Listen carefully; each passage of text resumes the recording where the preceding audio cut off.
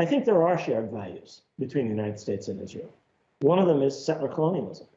The United States is a settler colonial project. It's also a national project. In other words, I live in Manhattan.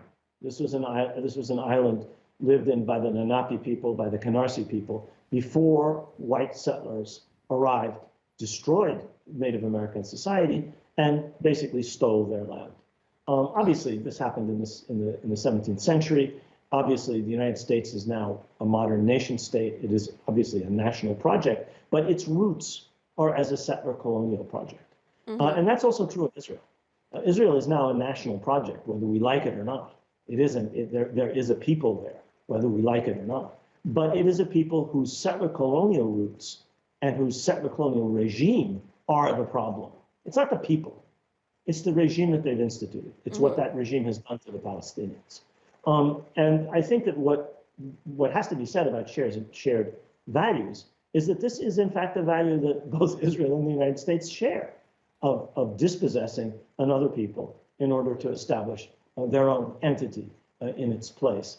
Now, as far as the Biden administration and its policies and the so-called Jerusalem Declaration, I've been asked this question before about previous American administrations. And obviously, each administration is somewhat different from its predecessor. But the element I would always stress is the continuity. Biden did not change one iota of Trump's policy on Jerusalem. The United States recognized Jerusalem as Israel's capital. The United States moved its embassy to Jerusalem. The Biden administration has not changed that.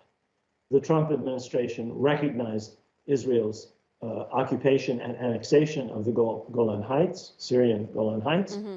The Biden administration has not changed that. I could go on in talking about measures taken by the previous administration that this administration has either not changed or has actually formally endorsed.